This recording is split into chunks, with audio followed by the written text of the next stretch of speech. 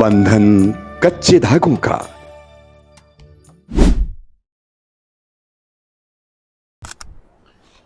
नमस्कार दोस्तों, हमारा मोना जी से डिस्कशन चल रहा है। अभी द्वारका से यूके पहुंच गई हस्बैंड के परमिशन लेके, और यूके में भी लंदन इन्होंने अपना एजुकेशन के लिए ट्राई किया, और वहाँ पे क्या क्या प्रॉब्लम्स आई इनको वो इनसे डिटेल में पूछेंगे। मोना जी नमस्ते। नमस्ते। अब आप वहाँ पे लंदन में पहुँच गए और आपने जो भी यहाँ से प्लान किया था, कहाँ पे रहूँगी, कौन सी यूनिवर्सिटी होगी, कैसे एडमिशन होगा, किसकी मदद दूंगी, वो सारा आप बताएं। जैसे ही मैंने ये डिसाइड किया था कि मुझे जाना है पढ़ाई के लिए आगे अपनी मास्टर्स के लिए, तो पहले तो मैंने अपना बजट डिसाइड किया। बजट के हिसाब से जो यूनिवर्सिटीज अच्छी टॉप 50 में आती थी वहाँ पे अप्लाई करे और इंटरव्यूज भी दिए, क्योंकि मेरा एजुकेशन गैप बहुत अच्छा बढ़ गया था। बिकॉज मैंने लास्ट एजुकेशन अपनी करी थी 2007 में और फिर दोबारा पढ़ना शुरू किया 2021 में, तो बीच में अच्छा खासा गैप आ गया था। तो फिर यूनिवर्सिटीज ऐसे नहीं लेती हैं आपको, जब आपके पास एक्सपीरियंस होता है तो इंटरव्यूज आपको देनी पड़ती है। राइट। तो इंटरव्यू दिए, अप्लाई किया, ऑफर लेटर आया। सबसे पहले तो हाँ ऑफर लेटर आया, ठीक है। ऑफर लेटर आया, फीस जमा कराई। पहली फीस का तो पूरा इंतजाम घर से पहले से ही किया हुआ था, तो वो पूरा अपना पेमेंट कर दिया था मैंने। मेरा ऐसे था, मेरा सब कुछ इतनी जल्दी जल्दी हुआ कि मैंने दिसंबर 2021 में रिजाइन किया। जनवरी में मेरा प्रॉपर ऑफर लेटर आया जिसपे मुझे वीजा प्रोसेस करना था। फरवरी 3rd और 4th तक मैं निकल ली थी। मैंने अपनी टिकट लिटरली एक दिन पहले बुक करी थी जाने से। वो बुक करी और अपना अकोमोडेशन अपनी यूनिवर्सिटी के पास 15 दिन के लिए देखा, कि ताकि मेरे को 15 दिन में एरिया समझ लूं। नहीं, आप वहाँ पे लंदन पहुँच के यूनिवर्सिटी में आपका एडमिशन हो गया। अब आपका जो नाइट अकोमोडेशन, तो वो कहाँ पे, कैसे, किस तरह से, किसकी हेल्प ली? किसी की हेल्प नहीं ली। किसी की हेल्प मैंने किसी से कोई हेल्प नहीं ली। अपना दिमाग, अपना कहते हैं ना, अपना जो भी समझ आया। आपके लिए वो पूरा एनवायरनमेंट डिफरेंट था। हाँ जी। और वहाँ पे जो अपना बैगेज लेके कहाँ घूम रहे थे फिर आप? कुछ नहीं, मेरे को तो मैं कहूंगी मैं बहुत ब्लेस्ड हूँ कि मुझे भगवान हर जगह रास्ता दिखा देता है। नहीं, आपके डेस्टिनी में लिखा था। मेरे लिए ये था कि मैं जिस टाइम पे फ्लाइट बोर्ड की, मेरे पीछे एक बंदा था जो कि मेरी साथ वाली सीट पे बैठा, वो भी वहीं जा रहा था जहाँ मुझे जाना था। Very good. तो जब वो फ्लाइट में बैठा, ऐसी ऐसी बात हुई, तो वो कहता मैं यहाँ पढ़ने जा रहा हूँ, इस यूनिवर्सिटी में हूँ। मैंने कहा मैं यहाँ जा रही हूँ। तो मैंने पूछा यहाँ से आगे जाने के लिए रास्ता कैसे है, ट्रेन लेना बेटर है, कैसे करूँ? तो उसने फिर मुझे बोला कि मैं भी उसी साइड जा रहा हूँ, बस से जाऊंगा, तुम कहती हो तो मैं तुम्हारी भी बुक कर देता हूँ। और मैं जब गई थी तो मैंने एक फॉरेक्स कार्ड लिया था और कुछ हार्ड कैश लिया था। मेरे पास कोई भी ऑनलाइन वे ऑफ ट्रांजैक्शन नहीं है, और वहाँ सब ऑनलाइन चलता है। तो जैसे ही हुए उतरे तो मैंने उसको सीधा बोला, मैंने कहा चल मैं तेरे साथ चलती हूँ, तुम मुझे बताओ कहाँ पे मुझे उतरना है, और मैं तुम्हें कैश पे कर दूंगी, तुम प्लीज मेरे लिए बुकिंग कर दो। उन्होंने वो सब कुछ किया। मैं ये कहूंगी शायद ही किस्मत थी, क्योंकि आपको पता ही नहीं आपके साथ कौन बैठा और वही बंदा आपकी हेल्प कर रहा है लिटरली। और मैं किसी को नहीं जानती। तो वहां पे मैं जब पहुंची रात के 2:30 बजे थे। रात के 2:30 बजे मैंने अपना सूटकेस लेके मैं अपनी अकोमोडेशन गूगल मैप की फॉलो करके कम से कम 55-60 किलो उठा के, जैसे नहीं, ये किसने बुक किया? अकोमोडेशन तो मैं यहीं से बुक करके गई। अच्छा, यहीं से बुक इंडिया से ही बुक करके गई थी अपना अकोमोडेशन, जहाँ पे ऐसा हो कि ओपन किचन हो, आप बना सकते हो अपना खाना। चलो, आप अकोमोडेट हो गए। उसके बाद यूनिवर्सिटी के बाद आपने कुछ पार्ट टाइम जॉब भी किया होगा? जी, क्योंकि पार्ट टाइम जॉब करना बहुत जरूरी है। आप कितना इंडिया से फंड्स मंगाएंगे, वो उतना हो नहीं पाता, प्रैक्टिकली फीजिबल नहीं है। और बल्कि अच्छा भी है अगर आप पार्ट टाइम करते तो आपको एक एक्सपीरियंस ऐड। क्या करते थे आप? मेरा पहला जॉब, बहुत ज्यादा स्ट्रगल करने के बाद लिटरली मैं ये कहूंगी, वो भी जॉब कैसे मिला था मुझे पता है। मैंने ऐसे अपना रिज्यूमे दिया और देखा कि वो कहाँ पे मैं रिज्यूमे दे रही हूँ, उसका नंबर भी था। मैंने अपना रिज्यूमे दिया, मैंने उसको फोन किया कि मैंने अपना रिज्यूमे भेजा है, तुम अभी देख के मुझे बताओ। लिटरली मैंने उसको ऐसे बोला कि आप अभी देख के बताओ। उन्होंने देखा, उन्होंने मुझे कहा कल आ सकती हो? मैंने कहा ठीक है। यूनिवर्सिटी खत्म करी और मेरे घर से वो 1.5 घंटे का एक साइड का सफर था, वो भी बस से। मैं वहां पहुंच गई। मैं पहुंच गई, उसने मुझे देखा, कह रहा मैंने कोई उम्मीद नहीं थी कि तुम आओगे इतनी दूर से। मेरे को नौकरी चाहिए तो आऊंगी ना। तो कहते ठीक है, ऐसे ऐसे होगा, 20 घंटे काम करने को मिलेगा इस तरीके से। कितने घंटे काम? 20 घंटा, क्योंकि आप स्टूडेंट वीजा पे होते तो आप ज्यादा काम नहीं कर सकते, आप सिर्फ 20 आवर्स पर वीक काम कर सकते। अच्छा, तो मैंने कहा ठीक है, कर लेते हैं। क्या काम था? क्लीनिंग का काम था, क्योंकि वो पूरा क्लीनिंग कहाँ पे? क्लीनिंग नहीं, क्लिनिक नहीं, क्लीनिंग नहीं, क्लीनिंग कहाँ पे? एक वहाँ पे वो है, क्या कहते हैं, कुक करके हमारे यहाँ पे वो है, क्या कहते हैं, एक सुपरमार्केट है, उसके वहाँ पे बाहर पेट्रोल पंप है और अंदर सुपरमार्केट है। तो साफ सफाई, सामान रैक्स पे लगाना, पेट्रोल पंप की क्लीनिंग करना, बिल काटना, क्लोजिंग करना।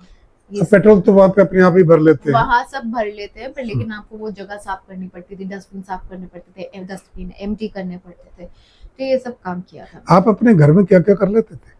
मैं एक सच्ची बात बोलूं, कुछ भी नहीं करती थी, कुछ भी नहीं करती थी मैं। और सच्ची बात बोलो कि अभी क्या क्या कर लेते हैं? अब तो सब करना पड़ता है, क्योंकि वहाँ तो कुछ मिलता ही नहीं है कि कोई आपके यहाँ आके करेगा, क्योंकि देखिए आप वहाँ पे अपने घर में, क्योंकि लाडली थी आप, और जब आप द्वारका अकेले गए, नहीं पहले ससुराल में गए, वहाँ पे सीखा था? वहाँ पे किया था। वहाँ पे अपनी समझ से पूछ, जो देख देख के जैसे वो बोलते थे करा, वैसे समझ कर करके सीख। यानी पेरेंट्स के घर पे कुछ नहीं करते थे, बाकी इलाज में के वहाँ पे किया। जब आप अपने घर में किया, फिर अपना घर चलाना भी आ गया। जब अपना घर किया तो अपना घर चलाना भी आ गया, सब कुछ मैनेज करना भी आ गया काम के साथ।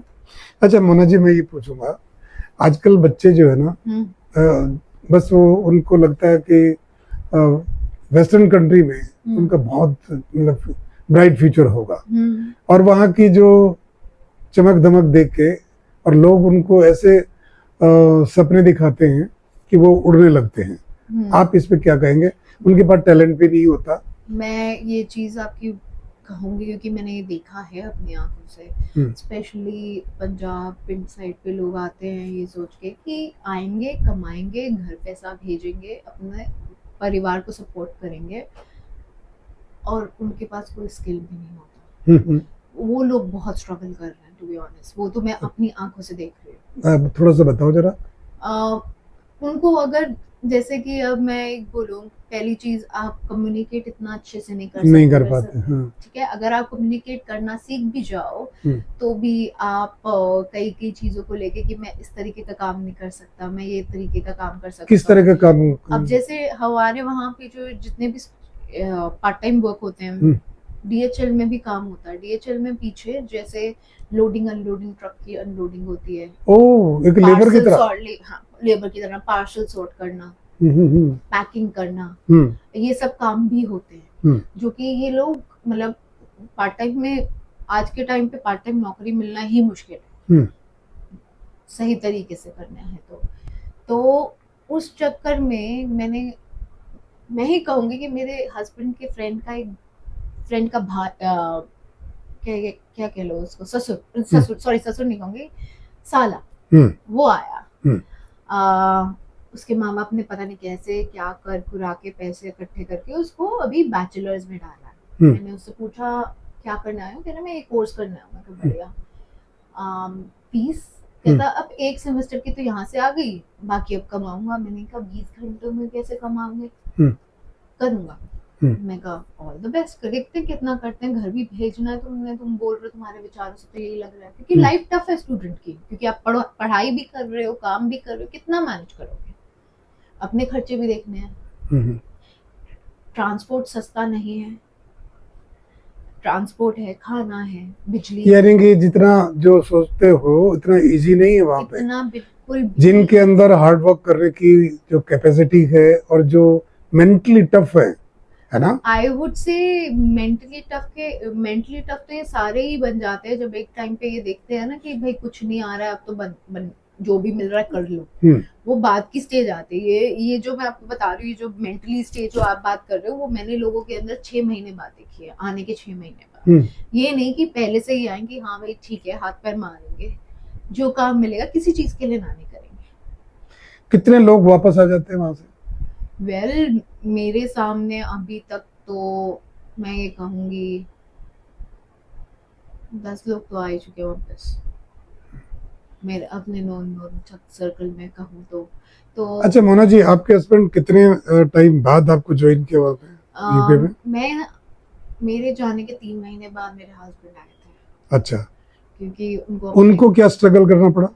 उनके लिए तो बहुत ज्यादा था। मैं तो अभी भी उनको इस चीज के लिए अप्रिशिएट करती हूँ जो उन्होंने किया, जिस हिसाब से वो पर्सनालिटी है और जिस हिसाब के वो इंसान है, और वो जो कर रहे हैं, और जैसे उन्होंने ये सारा चेंज स्टूडेंट वीजा पे थे, वो मेरे डिपेंडेंट बन के आए थे। तो जिस हिसाब से उन्होंने सारा चेंज एक्सेप्ट किया, एक्सेप्शनल, वो जो आई वाज नॉट एक्सपेक्टिंग, बहुत अच्छे से हैंडल किया उन्होंने।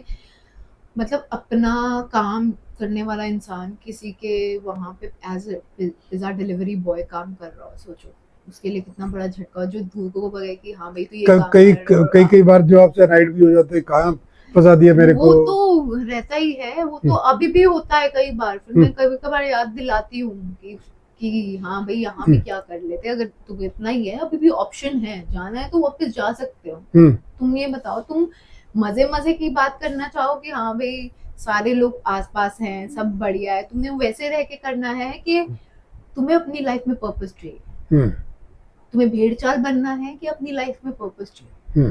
तो वो मुझे अभी भी याद है, अभी पिछले महीने ही हमें 2 साल हुआ है, तो मैंने उनको पूछा, मैंने कहा कैसा लग रहा है 2 साल बाद?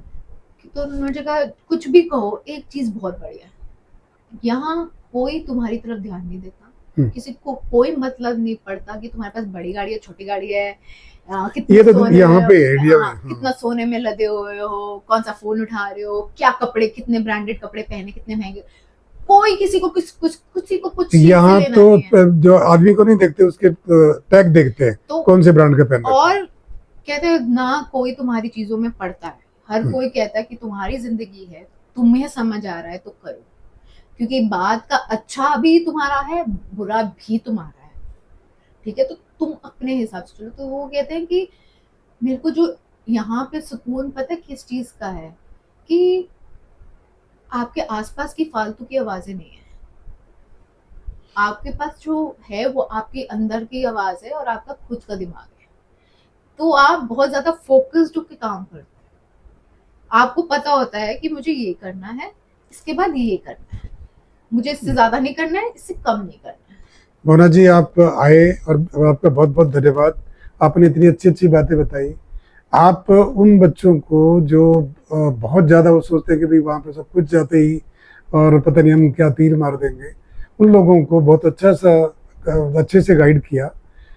टैलेंट है और किस्मत है और हार्ड वर्किंग करना जानता है तो वो मैं तो ये जाए। कहूंगी किस्मत सबसे बड़ा खेल खेलती है, बाकी अगर तुम्हारा यानी कि किसी की देखा देखी नहीं करनी चाहिए। देखा देखी में तो कभी कुछ नहीं होता और ना ही कंपैरिजन में कुछ होता है।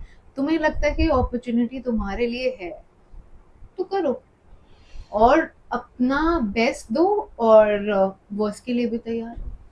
वेरी गुड दोस्तों, बहुत अच्छी बातें, देखिए बहुत छोटी छोटी बातें मोना जी ने बताई जो बहुत ही प्रैक्टिकल हैं। अगर आप लोगों को, मैं उन यूथ को बोल रहा हूँ कि अगर आपको रात को नींद खुल जाती है इस विचार को लेके कि मेरे को बाहर जाना है, और लोग आपको कहते हैं कि आप एक्सेप्शनल हो, टैलेंटेड हो, और आपको लगता भी है कि मैं कर सकता हूँ, मेहनत करना जानते हो, वैल्यूज आपके पास हैं, तो आप डेफिनेटली जाइए। अदरवाइज आप अपने देश के अंदर भी यूके बना सकते हो। आप यहाँ पे भी बहुत अपॉर्चुनिटीज़ हैं और किस्मत में जो लिखा है डेस्टिनी अपने आप रास्ता बना देती है, जैसे मोना जी का बनाया। मोना जी एक बार फिर से आपका धन्यवाद करूँगा कि आप आए और बहुत अच्छी अच्छी बातें बताई। बंधन कच्चे धागों का।